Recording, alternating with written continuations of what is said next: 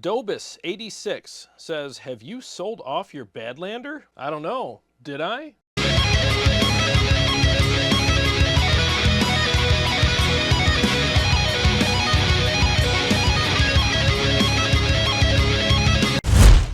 Hey guys, welcome to another episode of Riffs and Responses. This is where I read and respond to comments and play some riffs for you, check out some gear, I don't know, whatever, just hang out with you for a little bit. And sometimes I even talk about current events like I'm going to in this episode. So getting back to that first question that I started the episode off with from Dobus86, have you sold off your Badlander? I can understand why someone would ask me that because you can't see it. I'm always sitting right in front of it, unfortunately, but it's still here. I'm still here. And this amp is freaking awesome now that I put the Mr. Scary mod in it, and it just sounds better than ever. It's exactly how it should have been from the get. You know, in my opinion, this is how they should have built the amplifier. It should have sounded and felt just like this. So I have it in Variac mode to add just that little more extra kind of feel to it. So let's hear some riffs and a mix with the Badlander now.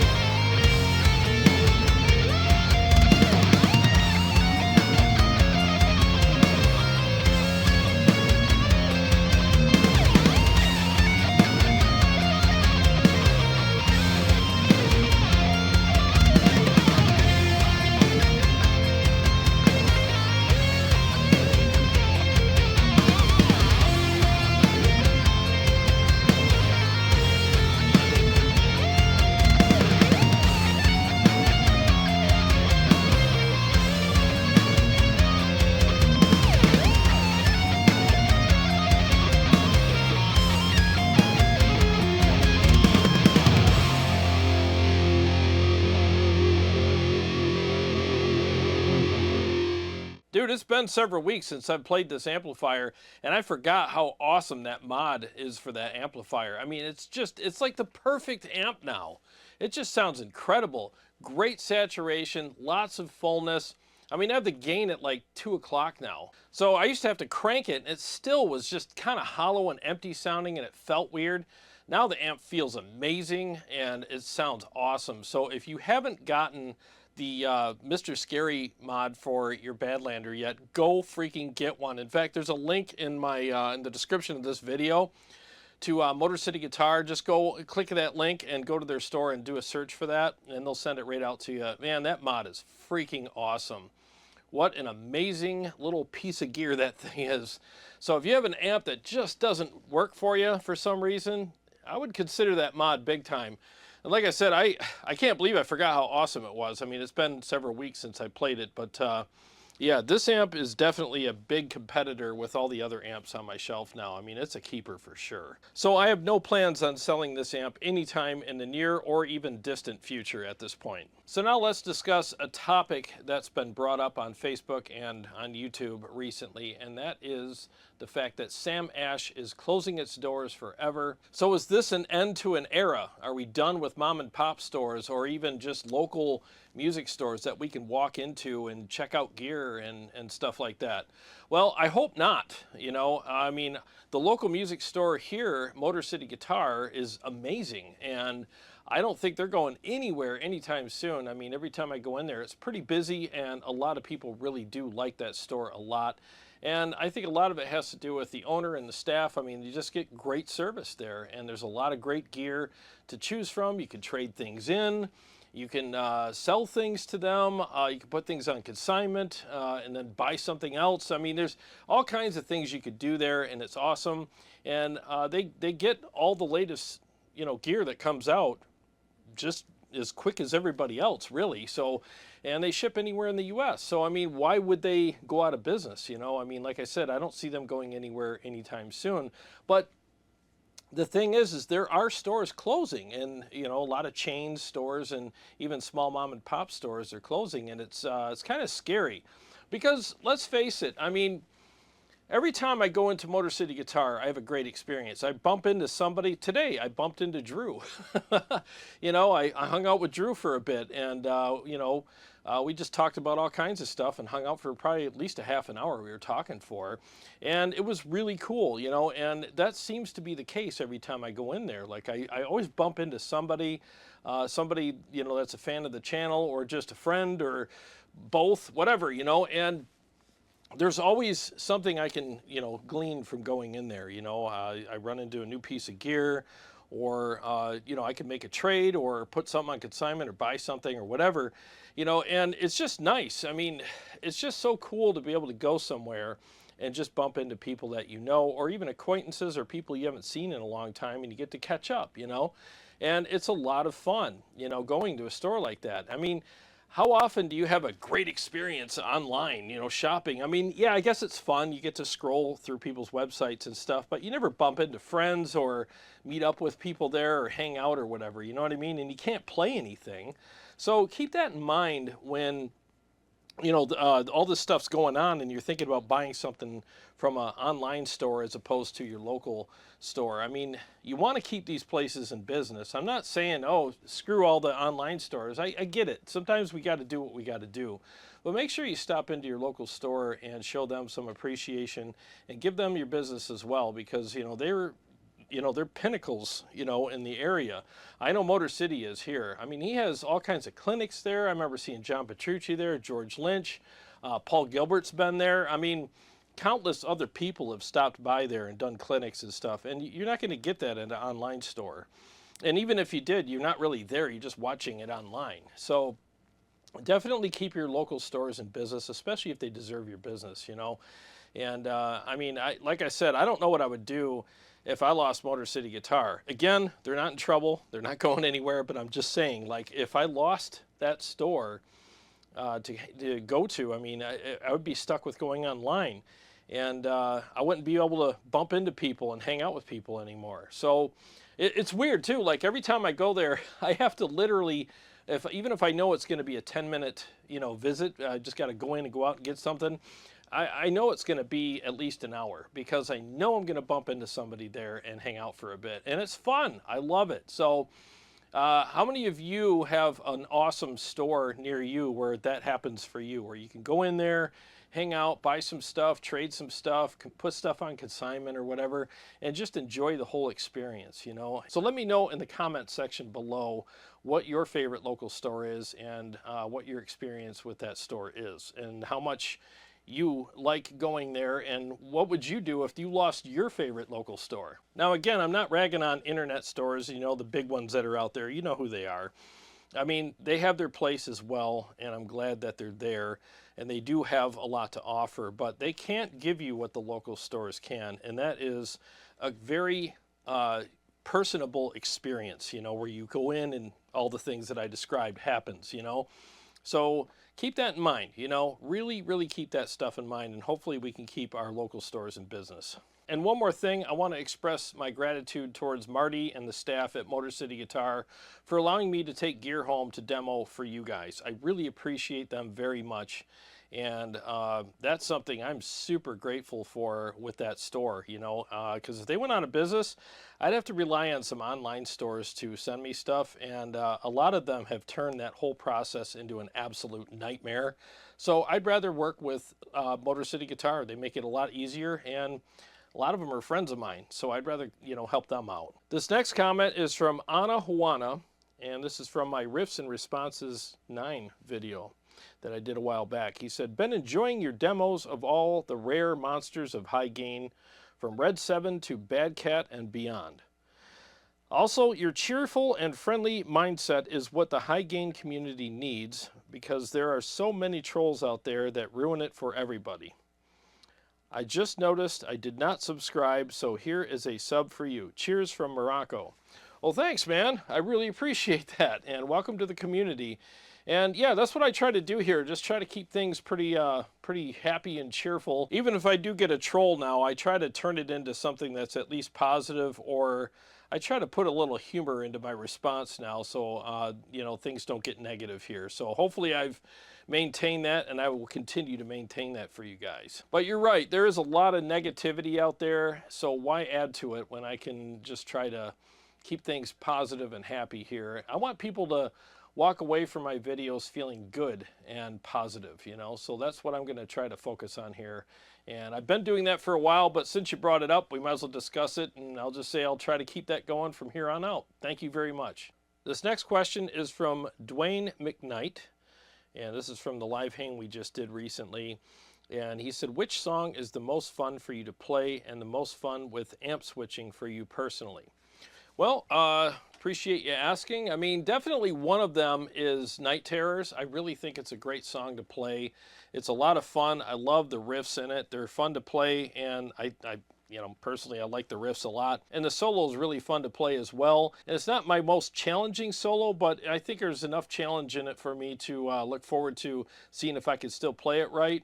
But it's also a fun solo to play as well. You know, I really love digging into the, you know, the strings and just doing the shreddy stuff and the whammy bar crap. You know, it's just a lot of fun for me. So I would say that's definitely one of my more fun ones to play, the ones that I really look forward to. But thanks for asking, and I hope you keep enjoying the channel. This next comment is from my Headrush Prime A Second Look Did the Update Fix It video. And this is from Orfino Bros YT. I think that's how you pronounce it.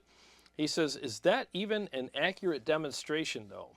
We are hearing the cabinet amp and the full sound of the room where you play the real thing. ABs, when you play the cloned version, we are hearing what your mic heard then out of a speaker. There's going to be some tonally differences for sure, right? To me, that sounded like what the mic heard. Well, thanks for asking your question, and I guess I understand where you're coming from to a certain degree, but I mean, when I profiled the rig, you know, through the, you know, the Headrush Prime, I mean, it heard what the mics are hearing. And when I played the amp in comparison to it, you weren't hearing room mics or anything. It's a close mic cab. So there's no room mics or anything like that. So you're hearing the same exact thing that the Headrush Prime heard when it profiled the amp, if that makes sense. So I wasn't showing you like a room mic you know, version of an amplifier compared to the profiled version of, you know, the same amp through the Headrush. I mean, so they both heard the same thing. You heard the same thing that the Headrush did. I hope that makes sense. So hopefully that straightened that out for you. Yeah, I don't do like room mics here. I've had people ask me to do that before. It's not really something I can do. I've tried it. I'm always sitting in front of the cab, and if you notice, I have a little bit of a treatment here. You know, let me get out of the way. So there's a treatment here to kind of block off room noise from the mic, you know, for the mics. So in order for me to give you guys a amp in the room sound, I'd have to move all that stuff out of the way, hang up some mics, and it's not going to work out. So you're always going to hear, you know, a close mic cab in here. And to me, that's the best way to demo an amp. I mean, you know, that whole room thing, it just, as soon as you get all the room reflections in there, it just turns into a nightmare. You know, you'd have to have a treated room to give a proper in the room demo, you know, because everyone's walls are different and they're going to reflect the sound differently. So it's not really a good representation or an accurate representation of the amp anyways.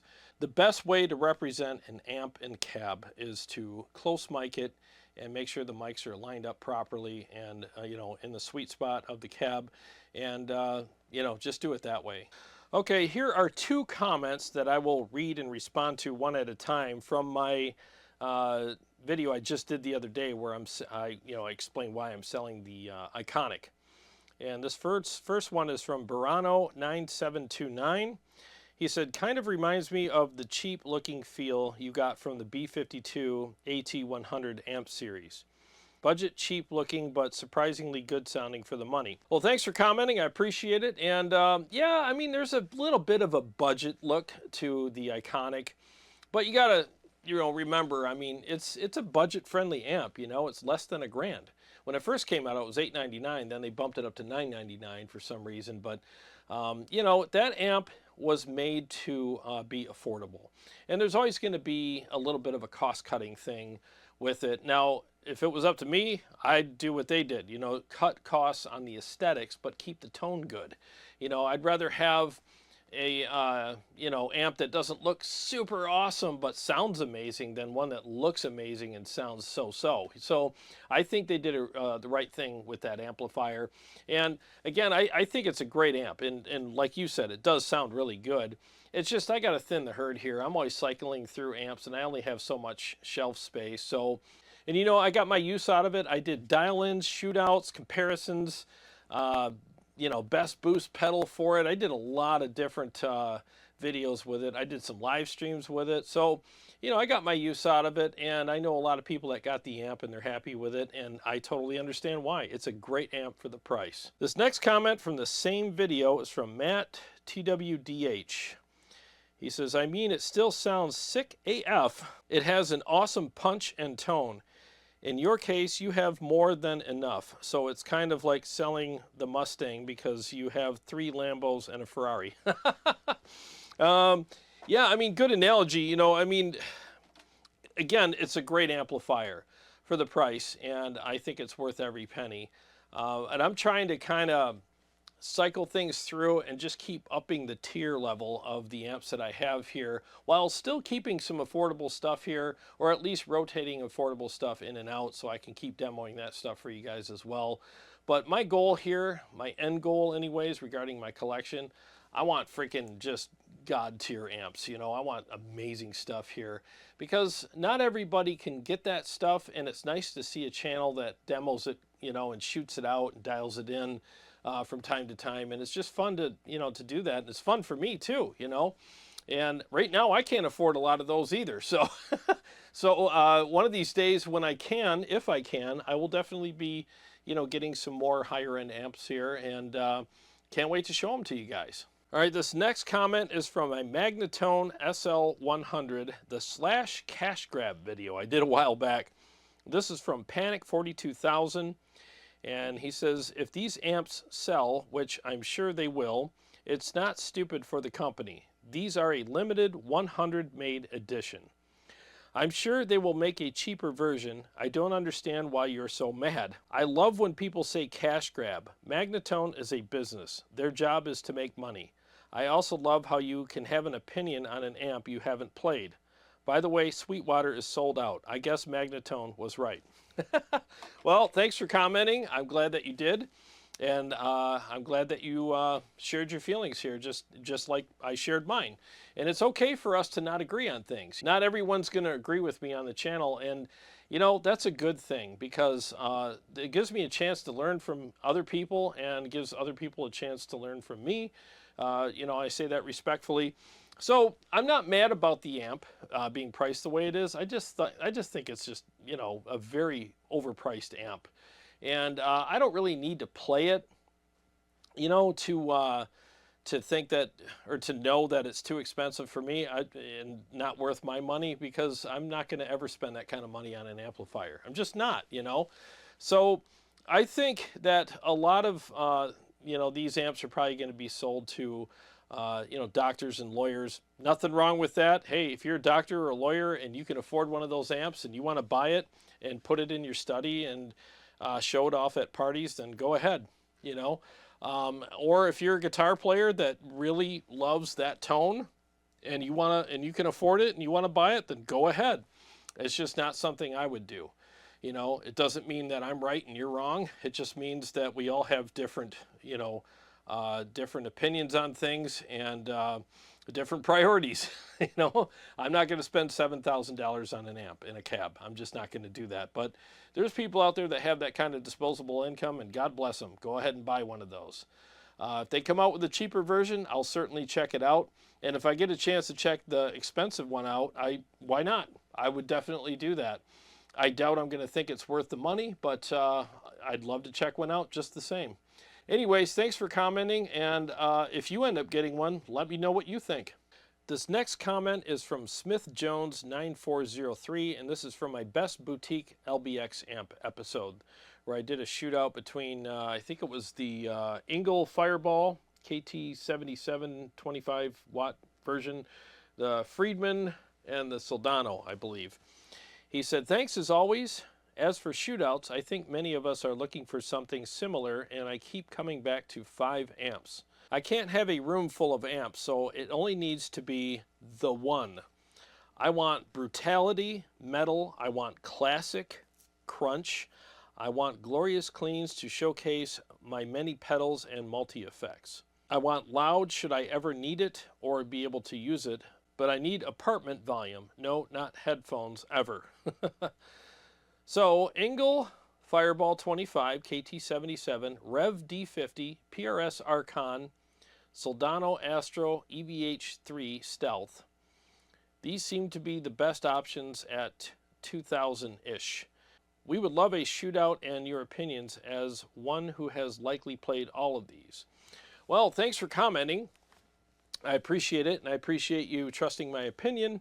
So when you say EVH3 Stealth, I'm assuming you're referring to the 50 watt, because all these amps here seems like you're referring to smaller wattage or whatever. So let's just go with that. So which one would I recommend? I mean, obviously I don't have the Archon here anymore, or the Stealth 50.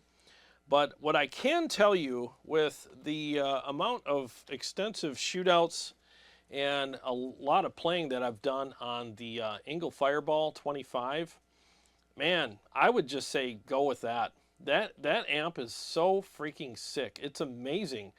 It's definitely got more headroom than I would expect a 25 watt amp to have, and it just sounds incredible. I love the voicing. The clean channel is glorious, and I would just go with that. I honestly would. It's one of the best bang for the buck, you know, 25 or under watt amps out there. It really is. And, you know, I think it would keep up with any 50 watter easily. And a lot of people swear by this amplifier, and I do too. So I would highly recommend that. I've already, like I said, I've shot it out against other amps, and I think this would absolutely fit the bill for you.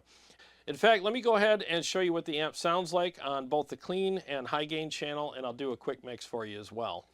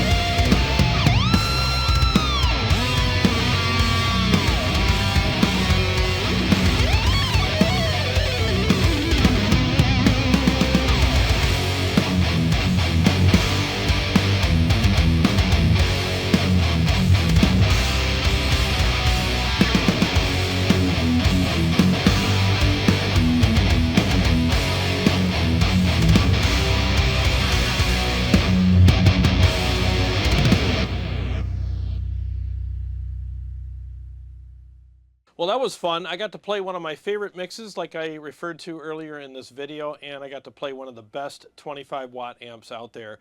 So if I were you, based on what you said in the comments and your questions and the amps that you're comparing it to, I would say get this one. I just think this amplifier is amazing. It's a great price, and it offers a lot of quality, and the tones are amazing, and both channels are 100% freaking awesome channels. There's no compromises in this amplifier at all. So I'd go for this, but hey, that's my opinion. Hopefully you can weigh it in with what you think and come up with the best decision that works for you.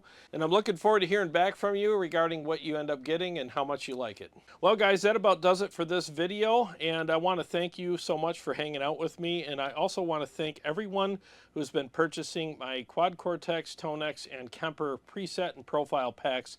I really appreciate that very much. So if you have any one of those units, go to my website, which is linked in the description of this video, and shop to your heart's content and get some awesome captures, presets, or profiles for any one of those digital platforms.